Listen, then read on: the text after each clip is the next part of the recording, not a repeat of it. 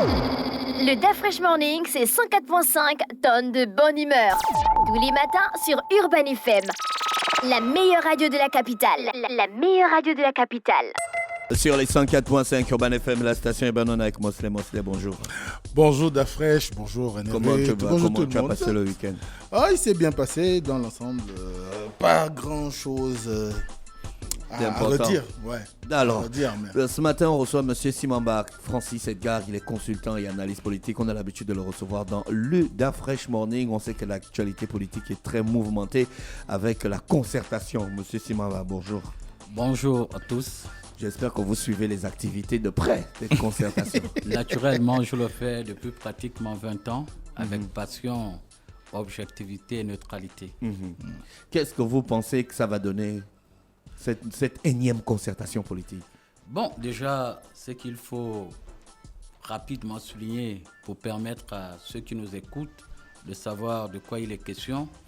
De mon point de vue en tant qu'analyste politique, je peux déjà dire d'entrée de jeu que la concertation politique fait partie de la manifestation de la démocratie, en ce sens qu'elle intègre inclusion, participation, appropriation et viabilité qui en font partie des corollaires. Aussi, il faut aussi le rappeler fort à propos, que la concertation politique facilite la consolidation de la gouvernance démocratique. Et dans l'identité culturelle du Gabon, vous devez le savoir, le consensus fait partie de fait partie de ce que j'appellerais de notre marque de fabrique. Et vous devez savoir que la énième concertation qui se tient depuis le lancement le 10, le 13 avec le discours d'ouverture de M. le Président Ali Bongo, il y en a eu d'autres antérieurement. Pour revenir à ce que disait Dafreshman, il y a eu celui de 1994 avec les accords de Paris que nous avons encore appelé l'appel des braves. Il y a eu celui de 2007, celui d'Arambo. Il y a eu celui pas très loin là, après les élections présidentielles de 2016 qu'on a appelé le dialogue politique d'Angondje. Qu'est-ce qu'on peut bien attendre de cette énième concertation? Déjà, vous devez savoir que pour les pays comme le Gabon, que en réalité pour moi c'est des États en voie de démocratisation.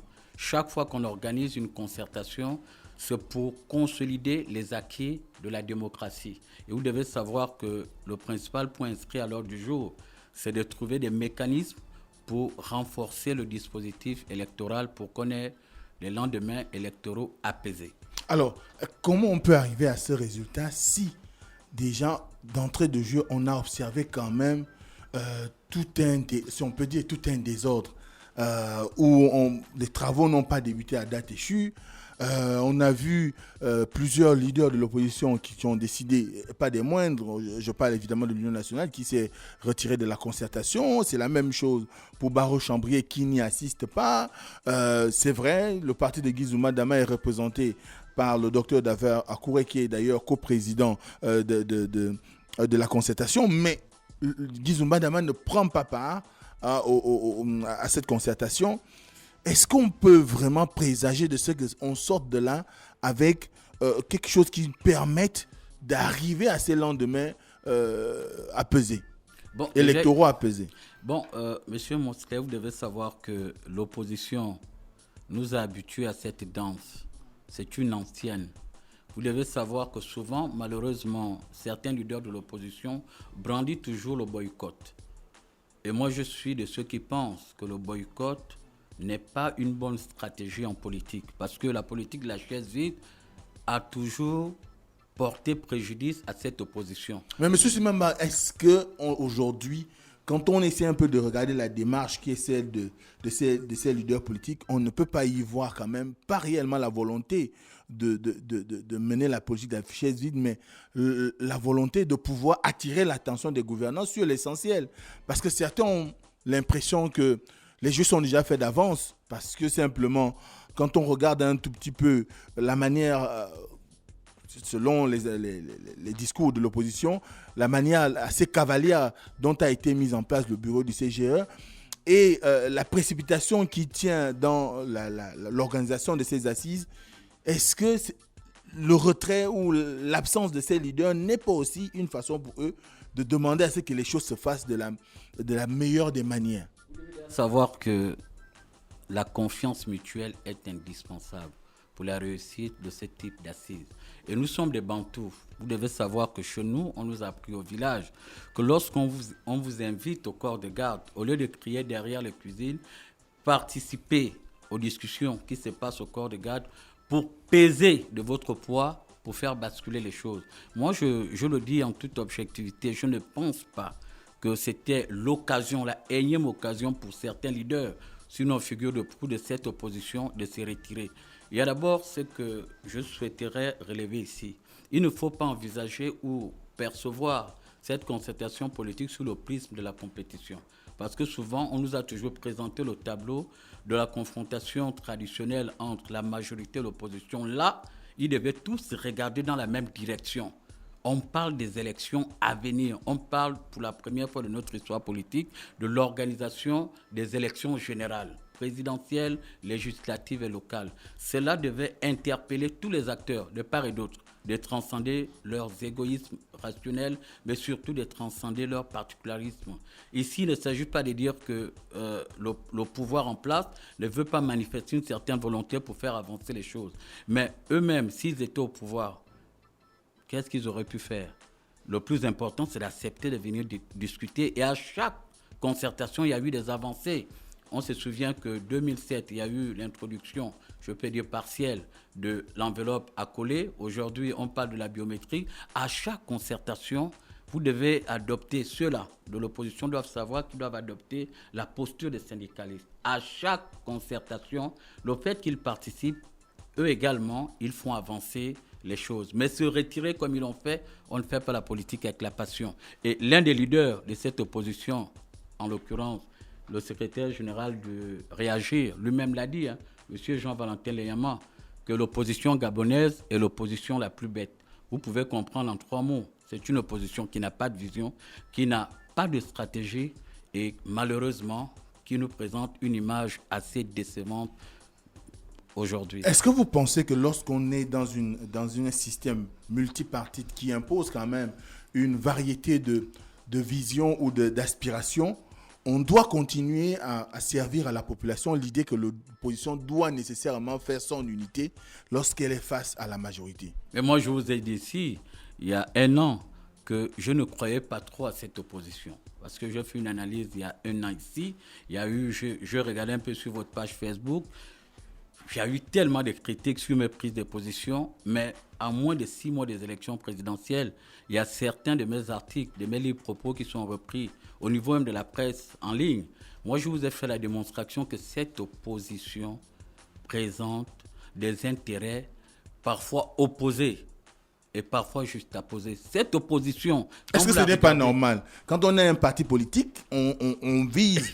Certes, on peut être dans l'opposition, avoir l'idéal de l'alternance, avoir l'ambition de remplacer le système en place, oui. Mais est-ce qu'on a forcément les mêmes... Est-ce que ce sont les mêmes causes qui gouvernent à notre opposition au régime? Mais moi, je pense que tous les partis politiques de l'opposition aujourd'hui sont environ 75, sinon 60. 63 par là. 63 par là. Mais lorsque vous êtes dans l'opposition, dans le camp de l'opposition, vous devez savoir que vous avez un seul objectif, c'est la conquête du pouvoir. Eux-mêmes, ils doivent aspirer à l'alternance politique. D'accord? Et pour cela, les circonstances historiques devraient vous amener à regarder tous dans la même direction. On a vu au Sénégal comment ça s'est passé. D'accord? Avec le mouvement M23, vous avez suivi ça à l'époque. Aujourd'hui, cette opposition, je ne pense pas que tous aspirent à l'alternance politique. Je vous ai toujours dit, c'est une opposition arc-en-ciel. Les objectifs et les intérêts varient selon les acteurs.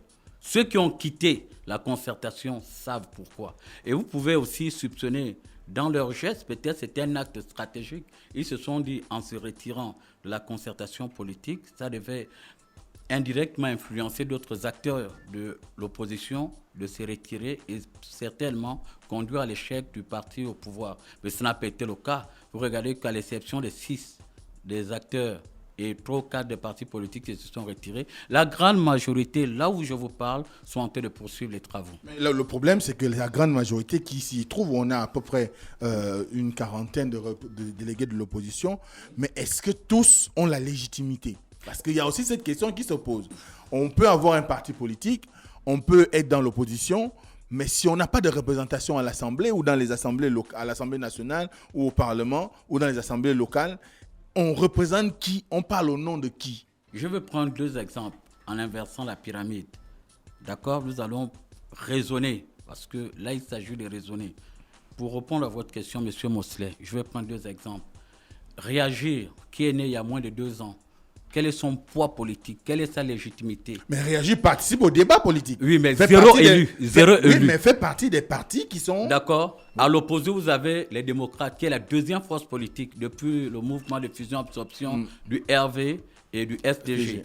De l'autre côté, vous avez un parti comme l'Union nationale, d'accord, dirigé par Mme Paulette Missambo, qui n'a qu'un élu. De l'autre côté, parmi ceux qui participent, vous avez le frère de M. Bonaventure Nzengi Mafumbi, qui est également un élu. D'accord. Donc, non, le débat n'est pas à ce niveau. On parle beaucoup plus en termes de rapports de force et les rapports de pouvoir. 4 ou 5 leaders politiques qui se sont retirés, ça ne représente absolument rien. La preuve, c'est que les débats se poursuivent.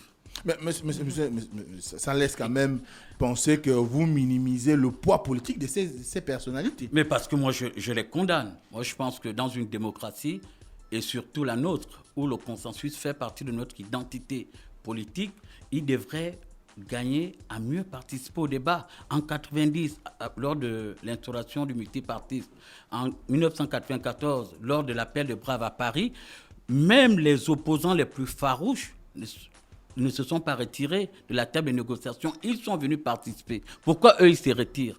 Et même pour leurs supporters, leurs militants, c'est une mauvaise image qu'ils transmettent. Parce qu'aujourd'hui, il faut, lorsqu'on est leader politique, vous devez vous-même incarner la culture du dialogue et de la concertation. On ne s'oppose pas pour s'opposer. Vous vous opposez à un homme ou vous opposez aux idées d'un parti politique. Toute ma question. Mais Mosley, qu'est-ce qui justifie leur retrait d'abord? Alors, ce qui justifie leur retrait pour l'Union nationale, l'idée est que ils avaient posé ce qu'on appelle des questions préjudicielles, notamment pour demander à ceux qui aient le respect d'un certain nombre d'engagements, pour leur garantir qu'il y aura une élection.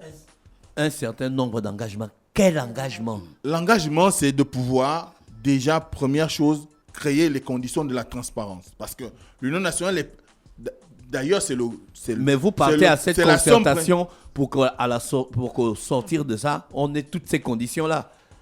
On n'a même pas encore discuté, vous partez déjà. Sauf que vous savez très bien que l'Union nationale fait partie des partis politiques qui ont saisi la Cour constitutionnelle pour parler de l'invalidation du centre gabonais des élections. Ça, c'est une procédure juridique. Elle n'a pas prospéré. C'est une procédure juridique. Bien sûr. Là, on est dans un plan purement politique. On est allé à la concertation. Ils ont été appelés à la concertation. Le cadre collégial qui devait être le leur pour pouvoir définir le modus operandi par rapport à la concertation politique, pour eux, ça n'a pas été respecté. 2, le fait que ça soit organisé dans l'enceinte du ministère de la Défense, pour eux, ça traduit déjà une certaine idée d'une éventualité de passage en force, parce que le ministère de la Défense incarne quand même le pouvoir régalien, la force publique. Donc à ce moment-là, est-ce que c'est pas parce que le bâtiment est à proximité de la présidence et ça peut faciliter les allers et retours? C'est certainement ça dans l'idée des organisateurs, notamment du chef de l'État, mais n'empêche que pour l'Union nationale, ça ne s'y est pas. Ensuite, il y a la dernière problématique qui est celle dont nous venons de parler en rapport avec la représentation. Ceux qui sont allés à la concertation, ils estiment qu'il y a certains partis qui, au fond, normalement, n'auraient pas dû être là parce que, n'ayant pas réellement d'ancrage dans le combat politique. Et vous savez très bien qu'il y a beaucoup de partis politiques qui ont récemment été, on va dire, légalisés par le ministère de l'Intérieur. Ils trouvent que ces partis politiques, en majorité, d'ailleurs, Jean-Gaspard Toutouma le dit si bien, comme par miracle, en moins de 3 mois, on connu une reconnaissance de la part du ministère de l'Intérieur. Or, faire son processus de reconnaissance au niveau du ministère de l'Intérieur, normalement, ça prend des mois, ça prend des années. C'est un parcours de combattant au départ. Maintenant qu'ils ont choisi d'y aller, ils arrivent, il n'y a rien qui leur offre la garantie que l'issue de cette concertation pourra produire quelque chose de différent de ce qui a été fait en 2017, notamment lié au dialogue politique d'Angondje, mais ils sont quand même engagés sur la voie puisque l'Union nationale et réagiront avec produit des mémorandums qu'ils ont déposés auprès du ministre de l'Intérieur, ce qui sous-entend qu'en réalité, l'exécutif a les documents et peut s'appuyer dessus pour pouvoir arriver à offrir quelque chose qui soit de nature à garantir la transparence. Alors que ce qui se passe actuellement, c'est que l'opposition, notamment avec à sa tête, parce qu'elle est conduite en ce moment par le docteur Akouré Davin, qui a également émis des questions préjudicielles. La première était celle de ce que le gouvernement garantisse, sinon la majorité garantisse qu'il y aura la transformation en acte réglementaire ou en loi des différentes dispositions, du moins des recommandations qui sortiront de cette concertation. Et beaucoup disent que certainement c'est ce qui se fera parce qu'il y avait cet engagement pressant de l'opposition qui veut que le chef d'État prenne un décret. Beaucoup disent que le Conseil des ministres qui va s'organiser à 11h tout à l'heure pourrait aboutir à cette issue. On verra si ce sera le cas. Mais n'empêche qu'aujourd'hui, beaucoup dans l'opposition estiment qu'on n'avait peut-être même pas besoin d'organiser cette concertation dans la limite où les oppositions ou l'opposition, je vous donnerai la parole tout de suite, avaient déjà eu à produire un certain nombre de documents, des mémorandums qui auraient pu permettre au gouvernement de s'arranger à traduire cela en acte réglementaire et procéder à la modification de la loi électorale. Bon, c'est vrai qu'il y a aussi une idée qui circule au sein de la population qui dit que on ne peut pas modifier le code électoral en année électorale, mais la réalité est autre parce qu'il y a vous appelez ça jurisprudence en droit. En droit, il y a qu'au Gabon, en 2018, on a procédé à la modification de la loi électorale en février 2018, je crois le 28 février 2018, alors qu'on avait les élections législatives et locales en fin d'année. Donc, ça ne pose pas de problème, mais l'Union nationale, Barreau-Chambrier et donc le RPM et les autres formations qui ont décidé de marquer pas leur sortie parce qu'ils se sont mis à la réserve en attendant qu'il y ait des garanties, certainement qu'à l'issue du Conseil des ministres qui va se passer, puisque le chef d'État était à l'ouverture de la 36e conférence des chefs d'État de l'Union africaine à Addis Abeba, il est rentré et que le Conseil des ministres qui va se faire aujourd'hui, si les engagements sont pris par le gouvernement à travers peut-être un décret ou des actes réglementaires pris en Conseil des ministres, et certainement que l'Union nationale pourra réintégrer la concertation ou encore réagir. Mais Barreau-Chambrier, pour lui, il n'est pas question qu'il y participe parce qu'il estime que c'est une parodie. Ça, ce sont ses mots. Monsieur Simamba, vous faites peut-être mauvaise monnaie de l'opposition gabonaise. Parce que vous vous basez sur des faits historiques. Non, moi je me base sur les faits historiques. Il a relevé 3 aspects. Bon, on estime et on peut mettre entre guillemets l'une des raisons ou les raisons qui ont poussé certains leaders de l'opposition qui estiment entre guillemets qu'ils ont le monopole du leadership de cette opposition. Mais moi, ce qui m'écoeure, c'est cette posture contradictoire de ces leaders. C'est les mêmes qui ont appelé à la concertation politique. Ça, c'est vrai. C'est un peu contradictoire. Vous ne pouvez pas appeler à l'organisation d'une concertation politique et vous êtes les premiers à sortir. À vous retirer. Vous ne pouvez pas, moi je dis, que ce soit Barreau-Chambrier, que ce soit Paulette Missambo, que ce soit Nestor Ayi, c'est ça Jean Gaspard Ayi, que ce soit même Jean-Valentin Léamé et autres, ils n'ont pas la légitimité de qualifier les autres leaders de partis politiques de poids plume ou poids léger, etc. Parce qu'eux-mêmes, autant qu'ils sont, personne ne détient un mandat électif. Mais en contrario, vous prenez par exemple le cas du parti de Michel Mangame-Sono, l'EL, RHM, ils ont des élus, d'accord? Mais Barreau-Chambrier lui-même, il était battu. Donc le débat n'est pas là. Moi je pense que quand on parle de concertation, lorsqu'on parle de dialogue, il faut appeler tous les acteurs sur une même table. Que vous avez un élu, que votre parti existe dans une mallette, ici, il faut adopter la posture de rassemblement, la posture d'unité pour voir tout dans la même direction. Maintenant, ils ont leur raison. Moi, je vous concède votre analyse, mais je pense que c'est des aspects suffisamment mineurs. la politique, c'est une affaire des rapports de force. Et vous devez savoir qu'à chaque concertation, c'est à vous de venir avec un cahier de charges et chercher à imposer vos points de vue. D'accord ? La politique de la chaise vide n'a jamais rien apporté à cette opposition. Je ne fais pas un procès. Est-ce que vous pensez que l'Union nationale réagir, le RPM, pour ne pas personnaliser le débat, le débat sur la personne. Ce sont eux qui sont partis. Voilà, le RHM, RPM, pardon, et les différents partis qui ont marqué leur non-adhésion, et même la galaxie de Jean-Ping, la CNR, est-ce qu'on peut voir l'idée que ces partis ou ces formations politiques ou regroupements politiques auraient eu la faiblesse de croire que peut-être, comme ce sont eux qui se sont manifestés pour appeler à cette concertation, qu'ils auraient été les heureux élus pour discuter avec le pouvoir. Mais en filigrane, il y a un problème qui se pose, même s'ils ne veulent pas le dire ouvertement. Il y a une guerre de leadership. Tout le monde discutait le fameux poste de coprésident. Vous avez quand même suivi avec nous toute l'actualité. D'ailleurs, Manganga également.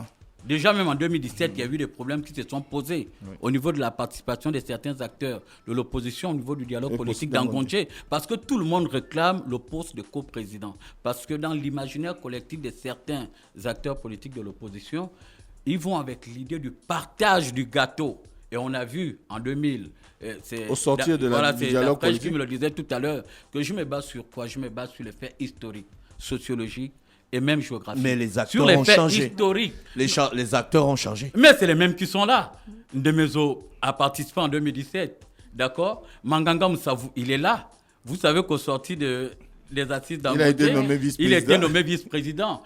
Pourquoi ceux qui ont appelé au dialogue, c'est ça mon interrogation, ceux qui ont appelé au dialogue se retirent subitement. Est-ce que ce n'est pas parce qu'ils se disent que leurs délibérations ne seront pas prises en compte ?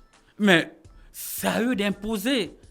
Avant eux, il y a eu des acteurs. On a vu des acteurs comme les Angondje Okawe et bien d'autres. Lors de Pierre Mamboundou et bien d'autres. Lors des accords de Paris, ils ont imposé certaines choses. Lorsqu'on est acteur politique, il faut assumer.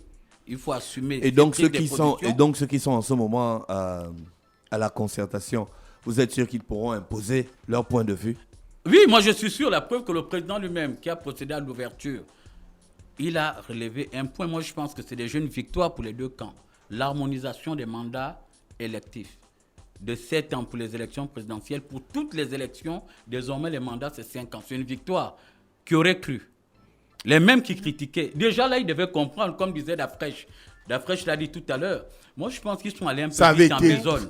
Il ne fallait pas partir aussitôt de la concertation, ils devaient d'abord participer. Maintenant, s'ils se rendaient compte que leurs préoccupations n'étaient pas prises en compte par le camp d'en face, ils pouvaient procéder au blocage. Mais partir comme ça après une grande annonce, or ça fait partie des aspects majeurs de leurs revendications. Parce qu'il faut rappeler qu'au dialogue d'Arambo, ça avait été une grande question, l'harmonisation des mandats électifs, afin qu'on revienne à la situation de 93, avec 5 ans pour la présidentielle et les différents autres mandats. Sauf que Omar Bongo avait catégoriquement refusé. Mais aujourd'hui, ils ont remporté une victoire. Pour terminer, Moslem, Pour terminer, c'est qu'il faut, il faut peut-être poser la question de savoir, est-ce qu'aujourd'hui, on est dans une situation où il y a un désordre qui ne dit pas son nom au sein de l'opposition, ou c'est le PDG qui use de sa position pour plus ou moins embrouiller les cartes? Bon, mais il faut dire qu'il y a deux lectures. Déjà, vous devez savoir qu'en stratégie, pour ceux qui ont lu Le Prince de Machiavel, le roi n'aménage pas les conditions de son départ.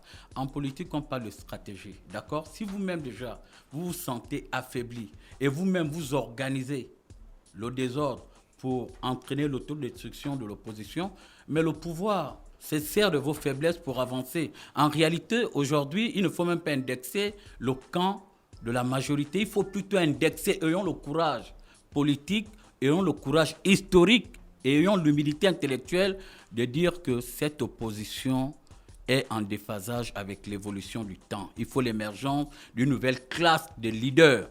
Parce que ceux-là, ils ont malheureusement, bien qu'étant les anciens barons du pouvoir, ils ont amené avec eux certaines habitudes du parti unique. Nous sommes en 2023, le monde change, il faut bouger avec lui.